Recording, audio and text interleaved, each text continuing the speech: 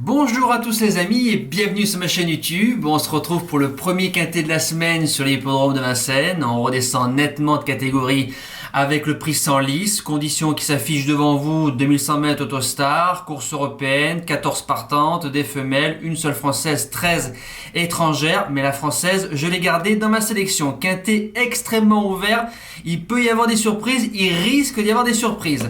Alors ma gagnante, je l'ai tentée avec un numéro que j'aime pas du tout à Vincennes, le numéro 1 Zantébrise, fille de Varennes. Je pense que c'est la course visée de la fin du meeting d'hiver. Elle sort très rarement de l'argent, elle a gagné sa course sur 2007 avec une excellente drive d'Alexa Brivard, vient de bien courir dans le prix Hélène Johansson. Elle sera mieux sur un parcours de vitesse. Maintenant le driver devra se sortir de ce piège là s'il y arrive.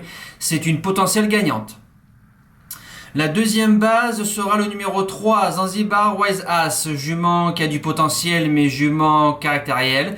Il vient de finir bonne deuxième de Zantébride en étant devant. On a bloqué, a mi-monté avec Björn Goop. Elle retrouve Mata Brivard qui l'a déjà drivé. Jument, si elle est sérieuse sur un parcours de vitesse, elle sait tout faire dans un parcours. Pour moi, elle sortira pas des trois premières. Premier outsider, le numéro 7, Vikens Fingerprint, a couru une seule fois sur ce parcours-là, 11-3 au mois de mai, s'intercalant entre Flashdance et Emeraude 2B, donc une ligne qui tient la route parce que Emeraude a 210 000 euros de gain à l'heure actuelle. Cet hiver sur Vincennes, c'est 6e et 3e le 14 janvier, un peu offensive face aux 6 ans, le jour où c'est qu'on touche Aura-SL au CDJ. Eric Raffin qui est à la drive, pas de 6 ans sur la route. Je serais déçu de la voir hors du multi. Deuxième outsider, la française, le numéro 2, Étoile d'Éole, retrouve une seconde jeunesse chez Jean-Marie Roubaud qui fait de l'excellent travail, faut le souligner. Elle revient sur la piste de Vincennes où elle a déjà réussi avec 1 sur 2 sur ce parcours-là à l'époque sous l'entraînement de Pierre-Emmanuel Marie. On a appelé Franck Nivard, la jument est pleine pot à l'heure actuelle. Pour être 4-5e à l'issue d'un bon parcours, c'est fort possible.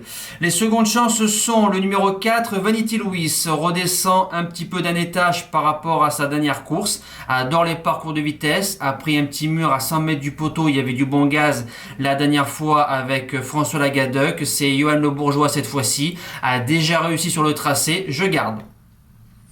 En 6e position, le numéro 8, Julia Pellini, 4e à Lyon pour sa première course en France, course école avec David Beckert. On est venu la faire finir gentiment.